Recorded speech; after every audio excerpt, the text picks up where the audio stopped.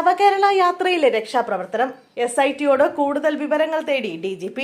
ആലപ്പുഴയിൽ യൂത്ത് കോൺഗ്രസ് പ്രവർത്തകരെ ഗൺമാൻ മർദ്ദിച്ച സംഭവത്തിൽ SITയോട് കൂടുതൽ വിവരങ്ങൾ തേടി DGP. റിപ്പോർട്ടിൽ വ്യക്തത വരുത്തുന്നതിന്റെ ഭാഗമായിട്ടാണ് നടപടി. ഉദ്യോഗസ്ഥർക്കെതിരെ നടപടി സ്വീകരിച്ചാൽ തിരിച്ചടിയാവരുതെന്ന് ഉറപ്പാക്കുന്നതിനായാണ് നീക്കം. നവകേരള യാത്രയ്ക്കിടെ മുൻ മുഖ്യമന്ത്രി പിണറായി വിജയന്റെ ഗൺമാൻ യൂത്ത് കോൺഗ്രസ് പ്രവർത്തകരെ മർദ്ദിച്ച സംഭവത്തിൽ SIT സമർപ്പിച്ച അന്വേഷണ റിപ്പോർട്ട് സംസ്ഥാന പോലീസ് മേധാവി റബാഡ ചന്ദ്രശേഖർ ഇന്ന് ആഭ്യന്തര വകുപ്പിന് കൈമാറിയേക്കുമെന്നാണ് വിവരം.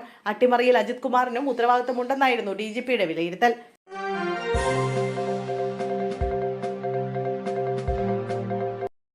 മുല്ലപ്പെരിയാറിൽ ജലനിരപ്പ് ഉയരുന്നതിനായി സർവ്വമത പ്രാർത്ഥന നടത്തി തമിഴ്നാട്ടിലെ 5 ജില്ലയിലെ കർഷക സംഘടനകൾ.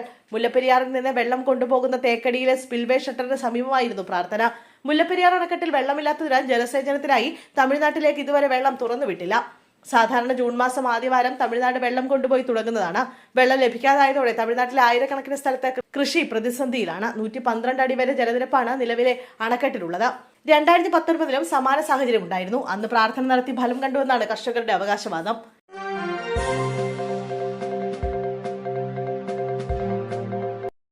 കണ്ഠരര് രാജീവരുടെ മകൻ കണ്ഠരര് ബ്രഹ്മദത്തനെ ശബരിമല തന്ത്രിയാക്കുമെന്ന് റിപ്പോർട്ട്. നിലവിലെ തന്ത്രി കണ്ഠരര് രാജീവരുടെ ആവശ്യം അംഗീകരിക്കുമെന്നാണ് വിവരം.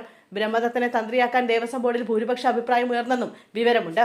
ബോർഡ് തീരുമാനം ഹൈക്കോടതി അറിയിക്കും.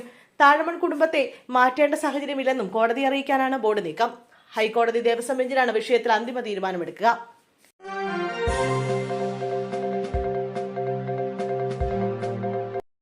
BJPയിൽ വൻ ഫണ്ട് തട്ടിപ്പ്. തെളിവുകളുമായി ഭാരവാഹിയുടെ കത്ത് പുറത്ത്. കേരളത്തിലെ BJPയെ പിടിച്ചുകുലുക്കി വീണ്ടും ഒരു തെരഞ്ഞെടുപ്പ് ഫണ്ട് വിവാദം. നിയമസഭാ തെരഞ്ഞെടുപ്പിൽ ഫണ്ടിൽ വ്യാപക ക്രമക്കേട് നടന്നുവെന്നാരോപിച്ച് തട്ടിപ്പുകൾക്ക് നേരിട്ട് സാക്ഷിയായ ഒരു സംസ്ഥാന ഭാരവാഹി ദേശീയ ഓർഗനൈസിംഗ് സെക്രട്ടറി BL സന്തോഷിന് അയച്ച കത്താണ് ഇപ്പോൾ പുറത്തു വന്നിരിക്കുന്നത്. ക്രമക്കേട് നടത്തിയ നേതാക്കളുടെ പേരും പദവിയും അവർ തട്ടിയെടുത്ത തുകയുടെ കൃത്യമായ കണക്കുകളും കത്തിൽ അക്കമിട്ട് നിരത്തുന്നുണ്ട്. പ്രചാരണ ചുമതല ഉണ്ടായിരുന്ന താൻ ഈ അഴിമതികളെല്ലാം തെളിയിക്കാൻ തയ്യാറാണെന്നും കത്തിൽ അവകാശപ്പെടുന്നു.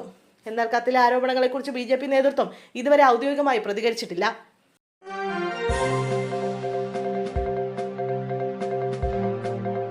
യൂട്യൂബർ തൊപ്പിക്കെതിരായ സൈബർ കേസിൽ തൊപ്പിയുടെ സുഹൃത്തുക്കളെ ചോദ്യം ചെയ്യാൻ പോലീസ് ശ്രമം. നേരത്തെ എറണാകുളത്ത് തന്നെ ഉണ്ടായിരുന്ന നിഹാദ് എന്ന തൊപ്പി കേസിൽപ്പെട്ടതോടെ ജില്ല വിട്ടെന്നാണ് സംശയം. കൂട്ടുകാരും അന്വേഷണവുമായി സഹകരിക്കുന്നില്ലെന്ന് പോലീസ് പറയുന്നു. കഴിഞ്ഞ ദിവസമാണ് നിഹാദിന്റെ യൂട്യൂബ് ചാനൽ പോലീസ് ഇടപെട്ട് പൂട്ടിച്ചത്. അശ്ലീല ദൃശ്യങ്ങൾ പങ്കുവച്ച യൂട്യൂബ് ചാനലാണ് പൂട്ടിയത്. പോലീസ് നൽകിയ റിപ്പോർട്ടിന്റെ അടിസ്ഥാനത്തിലാണ് നടപടി. അശ്ലീല ദൃശ്യങ്ങൾ സമൂഹമാധ്യമങ്ങളിൽ പോസ്റ്റ് ചെയ്ത സംഭവത്തിൽ യൂട്യൂബർ തൊപ്പിക്കെതിരെ പോലീസ് നേരത്തെ കേസെടുത്തിരുന്നു. എറണാകുളം റൂറൽ സൈബർ പോലീസാണ് IT നിയമപ്രകാരം കേസെടുത്തത്.